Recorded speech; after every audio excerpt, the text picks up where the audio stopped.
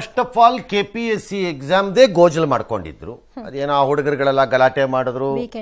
ಅದೇನೋ ಅವ್ರದ್ದು ವಯಸ್ಸಿನ ಅರ್ಹತೆ ಆಧಾರ ಡ್ಯಾಶು ಅಂತಾಯ್ತು, ದೊಂಬಿ ಆಯ್ತು, ಇನ್ನೂ ಟೈಮ್ ಬೇಕು ಅಂದ್ರು. ಅದಕ್ಕೆ ಬಗ್ಲಿಲ್ಲ ಯಾರುವೆ. ಫೈನಲಿ ಎಕ್ಸಾಮ್ ಮಾಡಿದ್ರು, ಯಾವುದೋ ಪ್ರಿಲಿಮ್ಸ್ ಪರೀಕ್ಷೆನ. ಆದರೆ ಎಂಥ ದೌರ್ಭಾಗ್ಯ ಅನ್ನಕ್ಕೆ ಇದನ್ನು ಹೇಳ್ತಾ ಇದ್ದೀವಿ ಸುದ್ದಿನ. ಕನ್ನಡ ಅನುವಾದ ವೇಳೆ ದೊಡ್ಡ ಮಟ್ಟದಲ್ಲಿ ಲೋಪದೋಷಗಳು ಕಂಡು ಬಂದವು.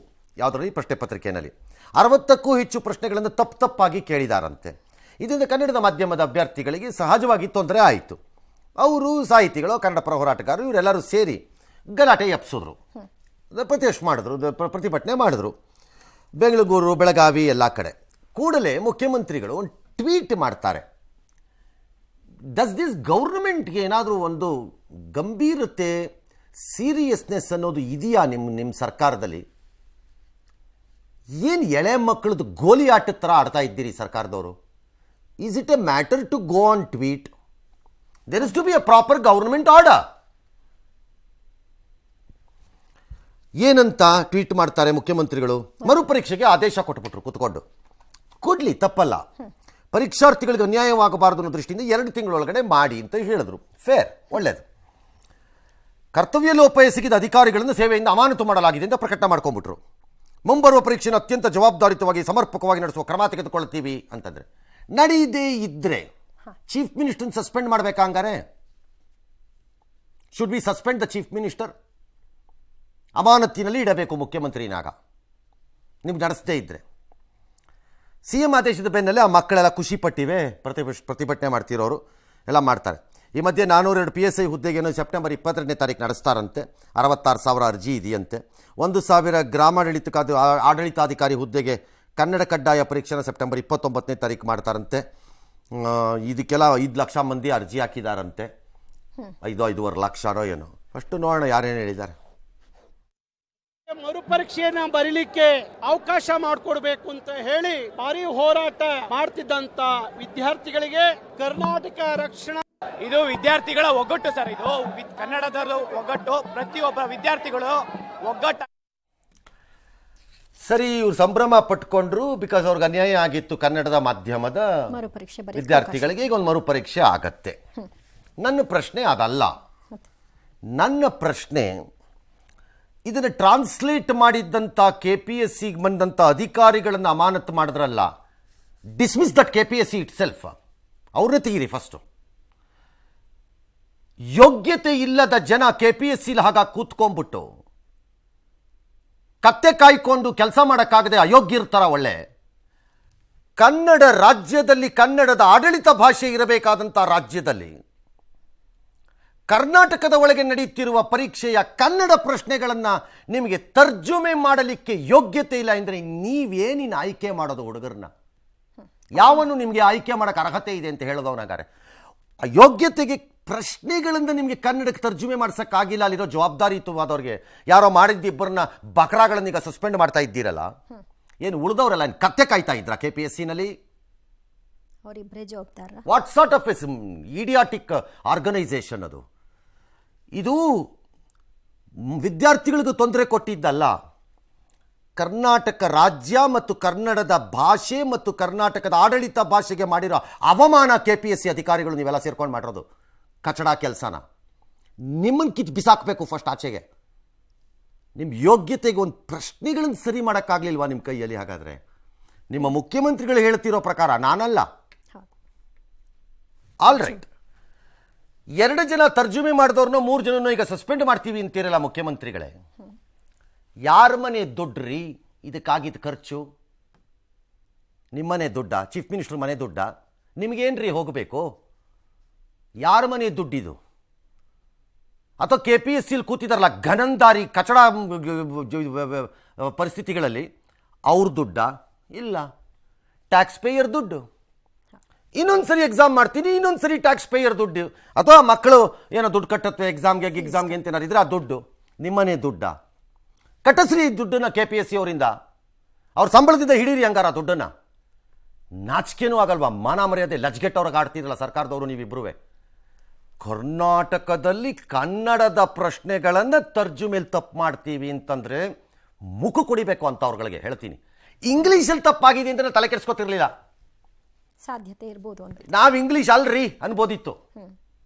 ಏನು ಆಂಗ್ಲರ ನಾಡಿನಿಂದ ಬಂದಿರುವ ಪ್ರತಿನಿಧಿಗಳು ಇವರು, KPSCನವ್ರು. ಇವರು ಮಾನ ಮರ್ಯಾದೆ ಲಜ್ಜೆ ಏನಾರು ಇದ್ರ ತಾನೆ ಯಾವನ್ಗಾರು ಯಾರು ಕೇಸ್ ಹಾಕ್ಬೇಕು, let this money be recovered from the officers of KPSC ಅಂತ. ಬರೀ ಅಮಾನತ್ ಅಷ್ಟೇ. ಬರೀ ಅಮಾನತ್ ಅಂತೆ, 3 ತಿಂಗಳಾದ್ಮೇಲೆ ವಾಪಸ್ ಬರಕ್ಕಿಲ್ಲಿ. ಎಸ್, ರಾಜ್ಯದಲ್ಲಿ ಸಿಎಂ ಕುರ್ಚಿ ಖಾಲಿ ಇಲ್ಲ, ಆದರೂ ಸಿಎಂ ಸ್ಥಾನದ ಬಗ್ಗೆ ಚರ್ಚೆ ಮಾತ್ರ ನಿಲ್ತಾ ಇಲ್ಲ. ನಿನ್ನೆ RV ದೇಶಪಾಂಡೆ ಸಿಎಂ ಆಗೋ ಕನಸನ್ನ ಹರಿಬಿಟ್ರು, ಈಗ ಚರ್ಚೆಗೆ ಗ್ರಾಸವಾಯಿತು. ನನಗೂ ಕೂಡ ಸಿಎಂ ಆಗೋ ಆಸೆ ಇದೆ, ಇದರಲ್ಲಿ ತಪ್ಪೇನಿದೆ ಅಂತ ಸಚಿವ ಜಮೀರ್ ಅಹಮದ್ ಪ್ರಶ್ನಿಸಿದ್ದಾರೆ. ನಮ್ಮಲ್ಲಿ ಸಿಎಂ ಕುರ್ಚಿ ಖಾಲಿ ಇಲ್ಲ ಅಂತಲೂ ಹೇಳಿದ್ದಾರೆ. ಇನ್ನು ಸಿಎಂ ಆಗೋ ಹಗಲು ಕನಸು ಕಾಣಬೇಡಿ ಅಂತ RV ದೇಶಪಾಂಡೆಗೆ ಸಚಿವ MB ಪಾಟೀಲ್ ಕಿವಿಮಾತು ಹೇಳಿದ್ದಾರೆ. ಸಿದ್ದರಾಮಯ್ಯ ಸಿಎಂ ಆಗಿದ್ದಾರೆ, ಅವರೇ ಮುಂದುವರಿತಾರೆ ಅಂತ DCM ಕೂಡ ಹೇಳಿದ್ದಾರೆ. ಯಾರಿಗ ಆಸೆ ಇರಲ್ಲ ಹೇಳಿ, ಏನಾಗಿದೆ ಆಸೆ ಇರ್ತದಿಲ್ಲ ಅವ್ರಿಗೆ. ನಮ್ಮಲ್ಲಿ ಮುಖ್ಯಮಂತ್ರಿ ಕುರ್ಚಿ ಖಾಲಿ ಇಲ್ಲ ಸದ್ಯಕ್ಕೆ. ಮುಖ್ಯಮಂತ್ರಿಗಳು ಈಗ ಶಕ್ತಿಶಾಲಿ ಆಗಿದ್ದಾರೆ, ಇನ್ನಷ್ಟು ಶಕ್ತಿಶಾಲಿಯಾಗಿ ಅವ್ರು ಹೊರಹೊಮ್ತಾರೆ. ಮಲ್ಲಿಕಾರ್ಜುನ್ ಖರ್ಗೆ ಅವರು AICC ಅಧ್ಯಕ್ಷರು, ಅಂಥದ್ದು ಯಾವುದು ಕೂಡ ಇಲ್ಲ. RV ದೇಶಪಾಂಡೆ ಅವರು ಸುಮ್ಮನೆ ಕ್ಯಾರಿದ್ರು ಮಾತಾಡಿದ್ರು, ಯಾಕೆ ಸುಮ್ಮನೆ ಆ ಪ್ರಶ್ನೆನೇ ಬರೋದಲ್ಲ. ಬಹಳ ಸ್ಪಷ್ಟವಾಗಿ ಹೇಳ್ತೀನಿ, ನೀವು ಹಗಲು ಕನಸು ಕಾಣಕ್ ಹೋಗಬೇಡಿ. ಚೀಫ್ ಮಿನಿಸ್ಟರ್ ಪೋಸ್ಟ್ ಖಾಲಿ ಇಲ್ಲ, ಅವ್ರು ಹಿರಿಯರಿಗೆ ಏನು ಗೌರವ ಕೊಡಬೇಕು ಕೊಡೋಣ. ಯಾವ ಕಾರಣಕ್ಕೂ ಚೀಫ್ ಇದು ಯಾವ್ದು 1947 ಸ್ಟೇಟ್ಮೆಂಟ್? ಖಾಲಿ ಇಲ್ಲ, ಖಾಲಿ ಇಲ್ಲ, ಖಾಲಿ ಇಲ್ಲ, ಕ್ಯಾಶುಯಲ್ ಮಾತನ್ನ ಖಾಲಿ ಇಲ್ಲ ಅಂದಮೇಲೆ ಅವರೇ ಇರ್ತಾರೆ ಅಂತೇನು ಮಣತಿನ ಕೇಳ್ತಾ ಇರ್ತೀರಾ ಎಲ್ಲರೂ ಬೆಳಗ್ಗೆಯಿಂದ ರಾತ್ರಿವರೆಗೆ? ಅವಶ್ಯಕತೆ ಏನಿದೆ? ನಿಮ್ಮ ತಲೆನಲ್ಲಿ ಏನು ಬ್ರೈನ್ಗಳು ಇದೆಯೋ, ಸತ್ತೋಗಿದೆಯೋ, ಸ್ಟಾಪ್ ಆಗ್ಬಿಟ್ಟಿದೆಯೋ, ಅರ್ಧ ಬ್ರೈನ್ ಏನಾದ್ರು ಡ್ಯಾಮೇಜ್ ಆಗ್ಬಿಟ್ಟಿದೆಯೋ ಅಂತ ನಂಗೆ ಡೌಟಪ್ಪ. ಖಾಲಿ ಇಲ್ಲ ಅಂತೆಲ್ಲ ಬರೀ ಮಾತಿದ್ರೆ ಖಾಲಿ ಇಲ್ಲ ಇಲ್ಲದೆ ಇರ್ಬೋದು, ನಮಗೇನು ಗೊತ್ತು. ಆಮೇಲೆ ದೇಶಪಾಂಡೆದೇನು ಅಷ್ಟೇ, ದೇಶಪಾಂಡೆ ಸುಮ್ಮನೆ ಕ್ಯಾಶುವಲ್ ಆಗಿ ಬಿಟ್ಟಿರ್ತಾರೆ, ನಾನು ಇರ್ತೀನಪ್ಪ, ಬಿಟ್ಕೊಟ್ರೆ ಬರ್ತೀನಿ ಅಂತಂದಿರ್ತಾರೆ. ಅದೇನು 1000 ಜನ ಹೇಳ್ಬೋದು, ಅದನ್ನು ಹೇಳಕ್ಕೆ. ಲೋಕಸಭಾ ಚುನಾವಣೆಯಲ್ಲಿ ಬೆಂಗಳೂರು ಸೆಂಟ್ರಲ್ ಕ್ಷೇತ್ರವನ್ನು ಕಾಂಗ್ರೆಸ್ ಕಳೆದುಕೊಂಡಿದ್ದರೆ ಮುಖ್ಯಮಂತ್ರಿಗಳು ಇವತ್ತು ಜ್ಞಾಪಿಸ್ಕೊಂಡ್ರಂತೆ. ಶಿವಾಜಿನಗರದಲ್ಲಿ ಸೂಪರ್ ಸ್ಪೆಷಾಲಿಟಿ ಆಸ್ಪತ್ರೆ ಉದ್ಘಾಟಿಸಿದಾಗ ಅಲ್ಲಿ ಮಾತಾಡಿ, ನೀವೆಲ್ಲ ಫುಲ್ ಸಪೋರ್ಟ್ ಕೊಟ್ರಿ, ಆದರೆ ಬೇರೆಯವರು ಕೊಡಲಿಲ್ಲ.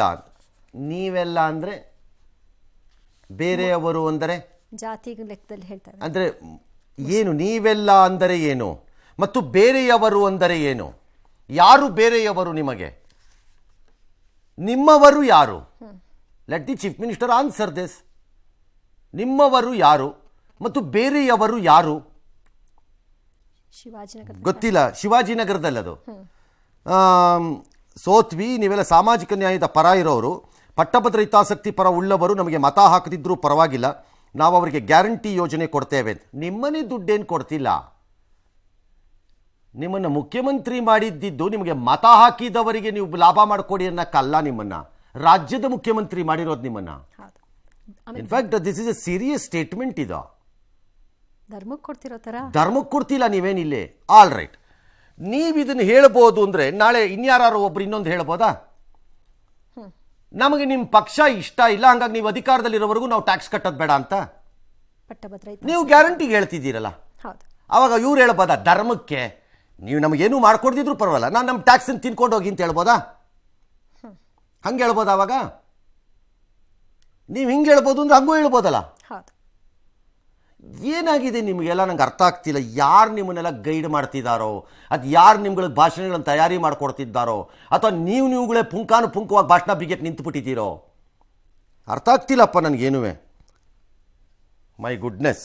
ಎಸ್, ನೀವೆಲ್ಲರೂ ಕೂಡ ಪಾರ್ಲಿಮೆಂಟ್ ನಲ್ಲಿ ಸಹಾಯ ಮಾಡಿದ್ರೆ, ಬೇರೆಯವರು ಓಟ್ ಹಾಕ್ಲಿಲ್ಲ, ಅದಕ್ಕೋಸ್ಕರ ಸೋತು ನೀವೆಲ್ಲ ಓಟ್ ಹಾಕಿದ್ರಿ. ಸಾಮಾಜಿಕ ನ್ಯಾಯ ಪರ ಇರ್ತಕ್ಕಂಥ ಕೆಲವರು ಪಟ್ಟಭದ್ರ ಹಿತಾಸಕ್ತಿಯಿಂದರೆ ಅವರು ನಮ್ಗೆ ಓಟ್ ಹಾಕಲ್ಲ.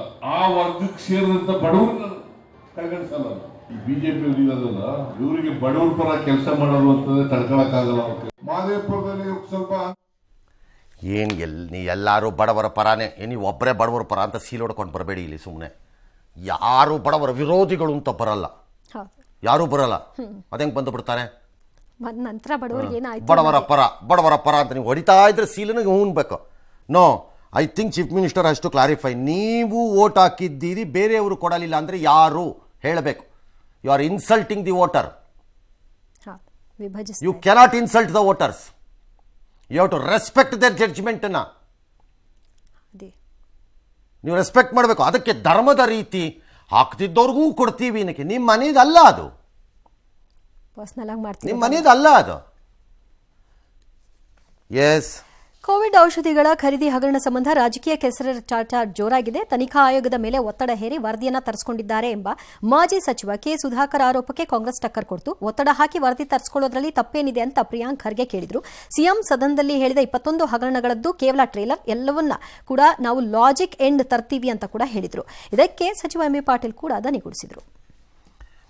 ಅಲ್ಲ, ಎಲ್ಲವನ್ನು ಲಾಜಿಕಲ್ ಎಂಡ್ಗೆ ತರಬೇಕು ಅನ್ನೋದೇ ಜನರ ಬಯಕೆ. ಜನರಿಗೆ ಪ್ರಾಬ್ಲಮ್ ಏನಾಗಿದೆ ಅಂದರೆ ನಿಮ್ಮನ್ನ ಅನುಕೂಲಕ್ಕೆ ತಕ್ಕಂತೆ ಭ್ರಷ್ಟತೆಯ ಮಾಪನ ಮಾಡ್ತೀರಿ ಕೂತ್ಕೊಂಡು ಅಂತ ನಮ್ಮ ಪ್ರಾಬ್ಲಮ್ಮು. ಹಾಗಾಗಿ ನೀವೆಲ್ಲವನ್ನು ಲಾಜಿಕಲ್ ಎಂಡ್ಗೆ ತರಬೇಕು ಅನ್ನೋದು ನಮ್ಮ ಬಯಕೆ. ಇಲ್ಲಿವರೆಗೂ ನೀವು ತಂದಿಲ್ಲ ಅನ್ನೋದೇ ನಮ್ಮ ಕೋಪ.